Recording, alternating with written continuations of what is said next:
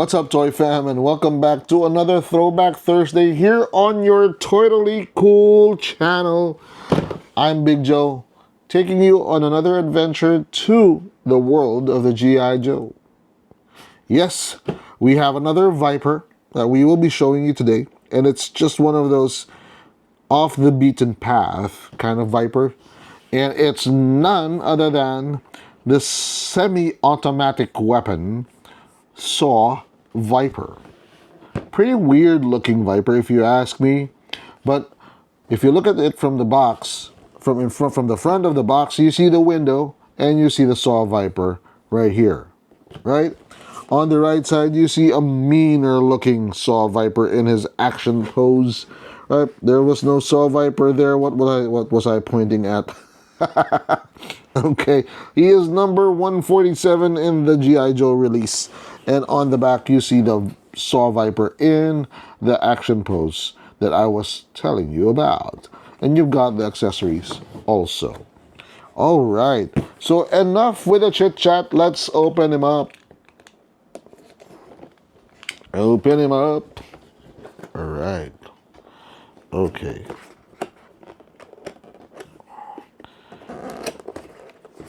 Okay. I love the fact that Hasbro decided to go back to these plastic clamshells instead of the cardboard boxes. And now you see the Saw Viper. Yep. So he's got a pistol, he's got a knife, he's got a little rifle with a backpack and the chain. I think this is the chain for the ammunition belt. Or is it? Yes, it looks like an ammunition belt. And it's got, that's why he's a Saw Viper. It's a semi-automatic weapon. Actually, that's wrong. This is patterned after the Saw from the US M249, the squad automatic weapon, squad assault weapon or squad automatic weapon. And then he's got a saw, the Saw Viper, a chainsaw. Wow, what the heck? I don't know what that's supposed to be. So let's take him out and see what he really is all about. Okay, I'll talk about that later when I do the first impression. But yeah, ooh, okay. Okay, first off, this boy reminds me of the Punisher Warzone. Okay, that guy who played the Punisher in Warzone was dressed like this. Yeah, the more I look at him, the more I look at his body armor, he looks like he's dressed like Ray Stevenson, the late great Ray Stevenson of the Punisher Warzone movie. He looks like Punisher from Warzone. Yeah, that's him. He's got this. Oh, it's removable. That's nice. Okay, it's got some kind of a cushion inside, like a collar with a cushion. There we go. You can put it on. Okay, put it back on, baby boy. There we go. And then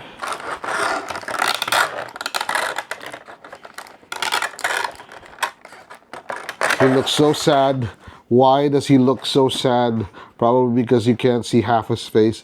And then you've got the pistol. That's, even the pistol looks like from the Punisher. Yep. Slots right in. Where's the knife? Where do you put the knife?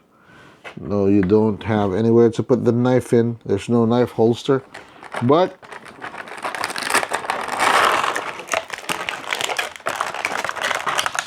you have the backpack.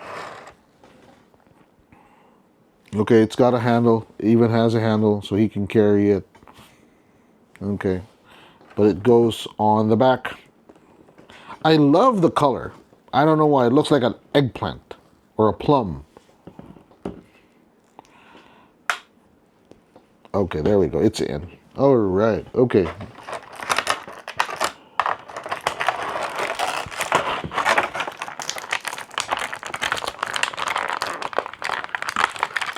Now for his weapon. Okay.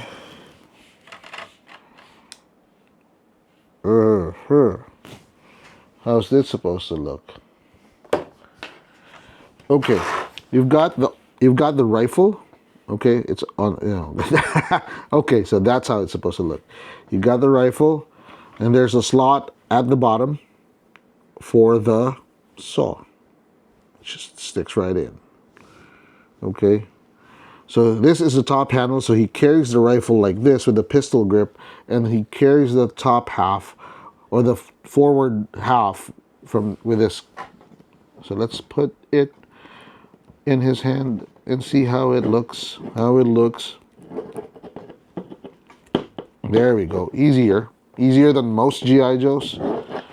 So you bend the elbow down, twist the wrist like so, lift this one. It's falling apart. Okay, put it in first. Put this one. Put the thumb. The thumb is the key. If you can put the thumb in and you can twist the wrist, and you're destroying the whole toy. There we go. It's back in. This is complicated. This is really complicated. Okay, let's try that one more time. You pop it in and then you put the wrist through. Now, I suggest you remove the handle and then you put it in the hand like so, and it's there. Now you can jimmy it into the rifle. Much easier that way. There we go. There we go. So he's shooting like a lawnmower. There we go. Like a flamethrower, actually. So you put this back in like so, and then you put the magazine. But before you do that, don't forget the belt. Where does it feed into the thingamajig? Okay, that's where it goes. Plop it right there. Push it in. Tell me where it's supposed to go. Okay. Oh, nasty. It goes into the backpack. Backpack. Goes into the backpack, goes through here, and then feeds into like a Gatling gun. There we go. There we go. Okay, so a couple of questions though. Why do you need the bullets to come from the backpack when you've got a drum mag? It's supposed to be, well, because it's G.I. Joe and it's not supposed to be so accurate. It's not real life. It's a toy. And I just found a place where the knife could go into. When I was looking for the place for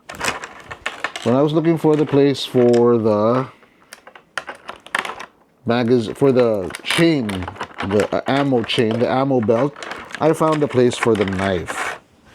Let's take off the pack first. There we go. There's a holster for the knife.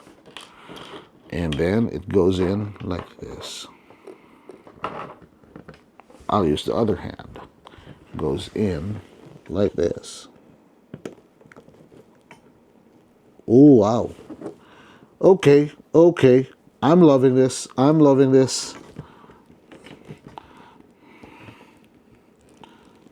There we go. Okay. You're good. There we go. And for the last piece of this armored mayhem or menace, okay, he's got a helmet too.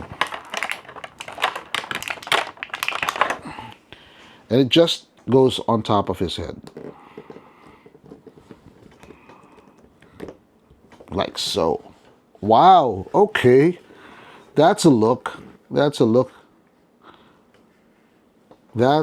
like a juggernaut. I don't know. That's a look. Okay. Let's do a 360. You've got the nice armored arms, pinless elbows, the pinless elbows and the pinless knees. And you've got the nice armor, body armor all over the body. The legs also. You see the shin guards, you see the quads are protected, you got the knee pads, you got these sturdy boots. And then on the back, you see it completed. It's not just in the front, it's in the back. And then you've got the magazine pouch, and you've got the holster for the pistol. This is a pretty well armed Cobra Viper, probably well armed than most. And then he does this like this. And then for close, if he runs out of bullets for close quarters, he's got this chainsaw in the front. Nice. All right. That's fun. This is a fun toy. I love him. Especially love the RoboCop look, where he's got the face. Let me take this off so that you would see how he reminds me of RoboCop. Okay. See, you've got half the face, and he oh, look at that. He can even radio his friends and talk to people properly. He's got the radio. Now, if you put this on, okay, you've got the visor, and then you've got half the face showing. That's like RoboCop, right? Okay, I actually like him better this way than with this. Personally, that's my choice. I don't know. You do you, I do me. All right. Wow. Okay. Thank goodness I have two of these, because he would definitely be a wonderful army builder. Okay, let's do a toy review. First impression. He was very unimpressive. Colors were a little bit drab. They were a little bit sad. They were not too eye-catching. That's the first impression. Like Saw Viper, and then you've got the Saw. How on the nose can you be, right? But out of the box, he started to really just shine. Okay. First impression was like, could be better. Price point, he's a normal Joe. He's like about 1,600, maybe 1,700 pesos, somewhere in the $30 range. $30? Yeah, somewhere there. $25, $30. So what you're getting for him, value for money, what you're getting for that much is pretty okay compared to the other Joes with very minimal accessories. Shelf appeal. He's an army builder, like most of the Vipers, but he's got a lot of different looks going for him. Although most of them would probably be holding this big weapon, but the head and the shoulder, whatever, this one, I don't know, life preserver, that changes things. That makes him a little bit more variable. But you can get 3 of these, and you've hit the top of you've hit the ceiling in terms of variability. Playability, and that takes me to playability. If you're going to build an army with a Saw Viper, he's not a very well-known Cobra character. He's not that, commonly seen like the blue trooper, the blue costumed or uniformed trooper. But he has its own personality. And I love the fact that they really put a lot of attention to the detail on the armor on the arms, the body armor in the front, the helmet with a green visor. That green just breaks everything. I mean, I know it's like a dull, Barney-looking eggplantish color, and then you've got that green on the visor, just makes him go, ooh, that's real. That's really cool. So that kind of ups the ante for his playability. So let's do a final toy review. You think he's not cool? Is he cool? Or is he totally cool? Let me know what you think. Put it in the comments box in 5, 4, 3, 2, 1. I personally think he's totally cool. And the reason for that is because he surprises you after you've taken him out of the box. He is under-promised, over-delivered. He looks boring. He looks passable inside the box. Even the box is boring, right?